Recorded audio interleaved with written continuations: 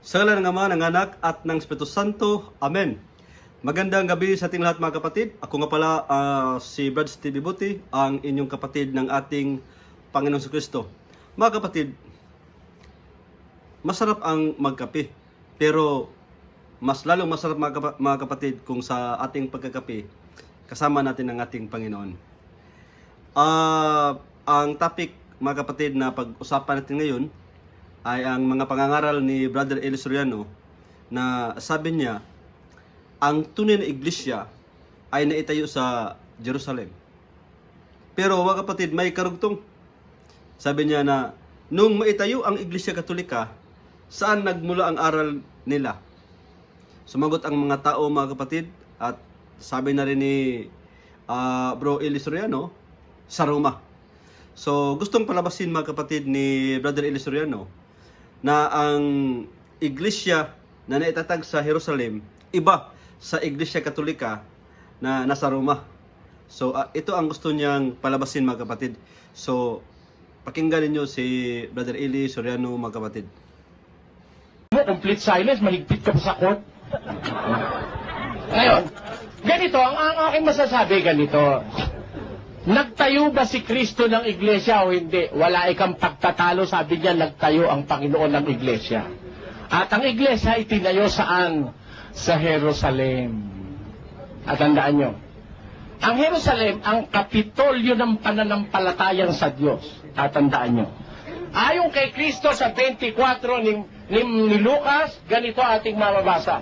At ipangangaral sa kanyang pangalan ng pagsisisi at pagpapatawad sa lahat ng mga bansa, magbuhat sa Jerusalem. Saan dapat manggaling ang pangangaral sa lahat ng bansa, magbubuhat sa Jerusalem. Nung matayo ang Iglesia Katolika, saan ang gagaling ang aral? Sa Roma.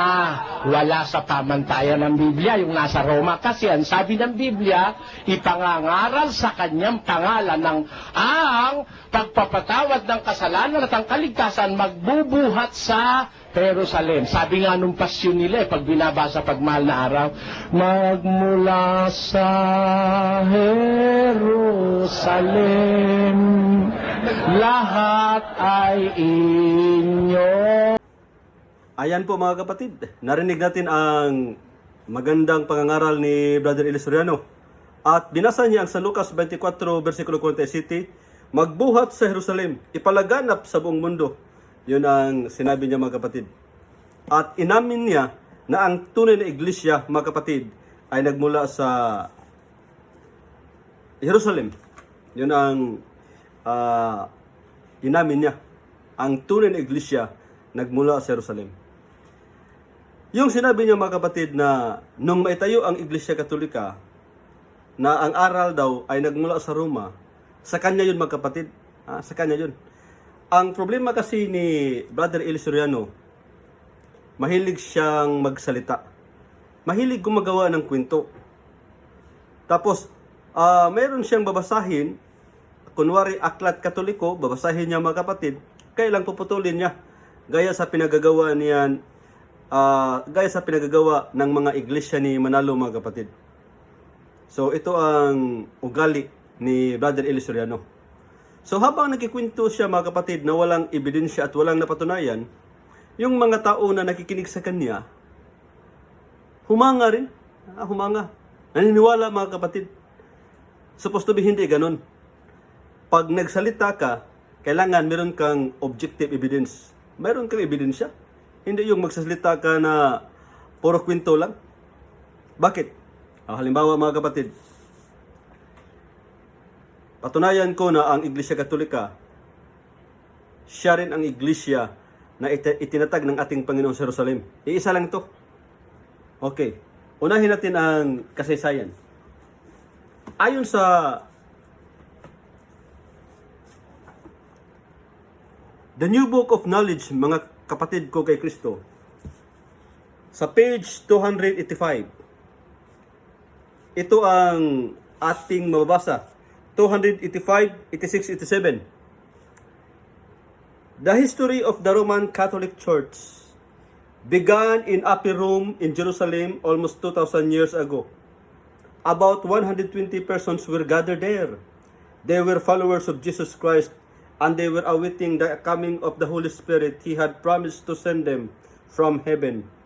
So maliwanag mga kapatid, inamin sa kasaysayan sa encyclopedia na ang Iglesia Katolika, ang Roman Catholic Church, nag-umpisa sa Jerusalem mga kapatid.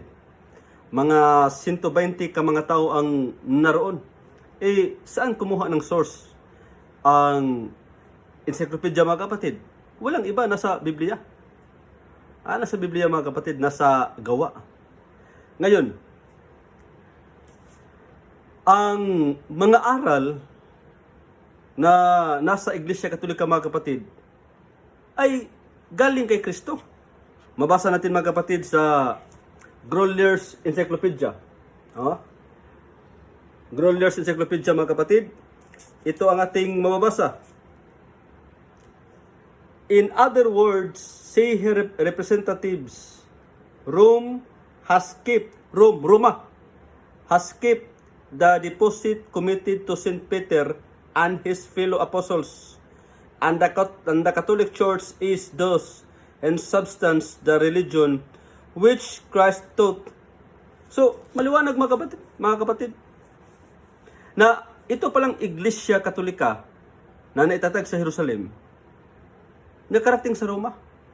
Ayon sa encyclopedia na binabasa natin, yung aral na natanggap sa taga-Roma mga kapatid ay galing kay San Pedro at sa mga apostol. At nilinaw ng encyclopedia na ang iglesyang ito ay itinatag ng ating Panginoon Kristo. Mga kapatid, binasa ko pa lang ang kasaysayan, encyclopedia. Ngayon mga kapatid, kung sabihin ni Brother Eli Soriano na hindi Iglesia Katolika ang itinatag ni Kristo o hindi si Kristo ang nagtatag sa Iglesia Katolika, mga kapatid, alam ko na si Brother Eli mga kapatid, marunong gumamit ng internet yan. Hanapin mo dyan, i-search mo sino ang founder ng Iglesia Katolika. Lalabas dyan mga kapatid, walang iba kundi ang ating Panginoong Hesukristo. Ngayon, sa Biblia mga kapatid, sa Biblia, sa San Mateo 16:18, sinabi ni Kristo kay San Pedro, at sinabi ko naman sa iyo na ikaw ay Pedro bato, at sa ibabaw ng batong ito, itatayo ko ang aking iglesia. So, si Kristo mga kapatid, nagtatag ng iglesia, at itinayo niya ito sa ibabaw ni Pedro. Nung sinabi niya, sa ibabaw ng batong ito. Ang iglesyang ito mga kapatid, na itatag sa Jerusalem. San Lucas 24:47, makikita natin at mababasa natin na magbuhat sa Jerusalem, ipalaganap sa buong mundo. Magbuhat sa Jerusalem, ipalaganap sa buong mundo mga kapatid. Ngayon, sa San Juan 1:11, ang ating Panginoon hindi siya tinanggap sa Jerusalem. May iilan naniwala sa kanya mga kapatid, pero karamihan hindi naniwala sa kanya. Doon nga siya pinatay. Kaya sa San Juan 1:11, siya'y pumarito sa sariling kanya. Siya'y naparito sa sariling kanya at siya'y hindi tinanggap ng mga sariling kanya. Maliwanag mga kapatid na hindi siya tinanggap sa sariling kanya. Kaya ang ginawa ng ating Panginoon sa San Mateo 21:43, kukunin ko sa inyo ang kaharian ng Diyos at ililipat sa isang bansang magkakabunga. Ililipat. Meaning to say mga kapatid, ang paglipat does not mean na itayo niyang muli. No.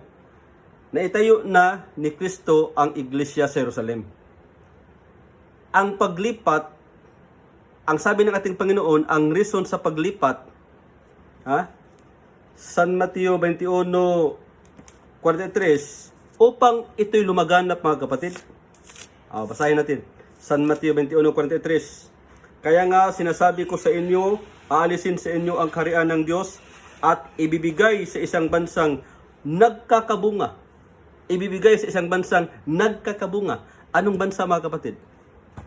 Apalit Pampanga ba kung saan itinatag ni Soriano ang kanyang iglesia ang dating daan? Sa Apalit Pampanga pa, mga kapatid? Hindi.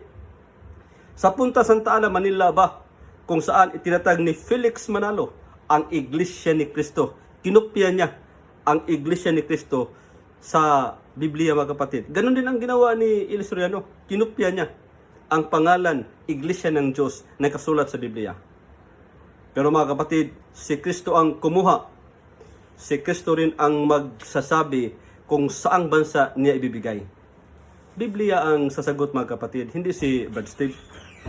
Nasa Gawa 23, versikulo 11, ating basahin, mga kapatid.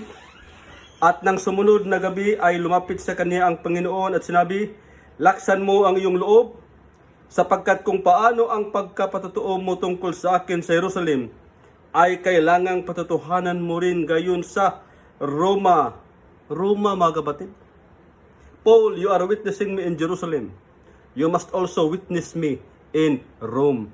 Hindi sinabi ng ating Panginoon, mga kapatid, na Paul, Pablo, laksan mo ang iyong loob, sapagkat kung paano ang pagkapatotoo mo tungkol sa akin sa Jerusalem, ay kailangang patotohanan mo rin gayon sa Apalit Pampanga. Wala sa Biblia, mga kapatid. Yun ang wala sa Biblia. Hindi sa Apalit Pampanga inilipat ang iglesia na naitatag sa Jerusalem, mga kapatid, kundi sa Roma. Roma. Maliwanag, Roma. Litra po litra, mga kapatid. Kaya sa taga-Roma, sumulat si San Pablo, mga kapatid, sa mga taga-Roma. Chapter 1, verse 7-8. Mga kapatid, fasten your seatbelt. Kasi ito ang bersikulo, mga kapatid, kapitulo bersikulo na magpataob sa iglesia na itinatag ni Brother Eli Soriano. Sa lahat ninyong nangasa Roma, hindi sinabi ni San Pablo, sa lahat ninyong nangasa Apalit Pampanga. Ang sabi ni San Pablo, sa lahat ninyong nangasa Roma, mga inibig ng Diyos, tinawag na mga banal. Sumainyo nawa ang biyaya at kapayapaang mula sa Diyos na ating Ama at Panginoon Kristo. Verse 8, kauna-unahan ay nagpapasalamat ako sa aking Diyos sa pamamagitan ni Kristo tungkol sa inyong lahat, na ang inyong pananampalataya ay bantog sa buong sanlibutan. Bantog sa buong sanlibutan. Kaya nga, mga kapatid, ang Iglesia Katolika na itatag sa Jerusalem. At ito'y nag-umpisang lumaganap sa Roma. Hindi ito na itatag sa Roma, kundi dyan lang sa Roma, nag-umpisang lumaganap, mga kapatid. At ang Roma, mga kapatid, at ang Roma, taga-Roma, siya ang aapak sa ulo ni Soriano. Oh, sorry mga kapatid, hindi pala Soriano. Siya ang aapak sa ulo ni Satanas. Parang ganoon na rin, mga kapatid. Kasi si Soriano, mga kapatid, hindi man siya tunay na iglesia. Siya man ang nagtatag ng sariling iglesia, iba sa iglesia na itinatag ni Kristo, mga kapatid. Saan mabasa? Pakinggan niyo, mga kapatid. Maganda ito. Ang taga-Roma, ang siyang aapak, dudurog sa ulo ni Satanas. Roma 16, versikulo 20, mga kapatid. At si Satanas ay dudurugin ng Diyos ng kapayapaan sa madaling panahon sa ilalim ng inyong mga paa. Ang inyo, referidos mga taga-Roma, sa ilalim ng inyong mga paa. Maliwanag, mga kapatid, na ang sentro sa Kristyanismo sa panahon natin ngayon, walang iba, ang taga-Roma, mga kapatid. Though ang iglesia na itatag sa Jerusalem, pero nag-umpisa siyang lumaganap sa Roma. Mga kapatid, baliktarin natin ang lamesa. Sundin natin ang sinasabi ni Soriano na ang iglesia na itatag sa Jerusalem, ang tunay na iglesia na itatag sa Jerusalem, hindi sa Apalit Pampanga. Brother Eli, ang tunay na iglesia ayon sa iyo na itatag sa Jerusalem, hindi sa Apalit Pampanga. At ang iglesia na itinatag mo ay nag-umpisa lang noong 1970s, 1980s. Doon lang nag-umpisa. Samantalang ang iglesia na itinatag ng ating Panginoon sa Jerusalem, pinapangakuan niya, kahit kamatayan, hindi makapagpanaig nito. Kahit kamatayan. At sa San Mateo 28, versikulo 19-20, pinapangakuan ng ating Panginoon, ako'y suma sa inyo hanggang matapos ang mundo. I will abide you all days until the end of time. Mga kapatid, si Pope Francis, ika-267, Santo Papa sa Roma, sa Iglesia Katolika. Pag sinabi natin 267, hindi ibig sabihin mga kapatid na wala siyang number 1. Pag 267, merong number 1. At sino ang unang bishop mga kapatid sa Iglesia Katolika? Walang iba, si San Pedro. At si San Pedro, sinabihan ng ating Panginoon, sa ibabaw ng batong ito, itatayo ko ang aking iglesia. Sa kahuli-hulihan mga kapatid, walang iglesia na sinasamahan ng ating Panginoon mula sa mga apostol hanggang ngayon. Walang ibang iglesia na ang kanyang kasaysayan sa panahon natin ngayon matrace back, pabalik sa mga apostol. Walang iba, maliban na lang sa Santa Iglesia Katolika Apostolika Romana. Mga kapatid, pinakahuli, ang isang tao na alam ang katotohanan at marunong sumagot, 1 second, 2 seconds mga kapatid, makasagot ka kaagad. Halimbawa, sino ang founder ng Dating Daan? Soriano. O mga kapatid, 1 second lang. Ulitin ko, sino ang founder ng Dating Daan?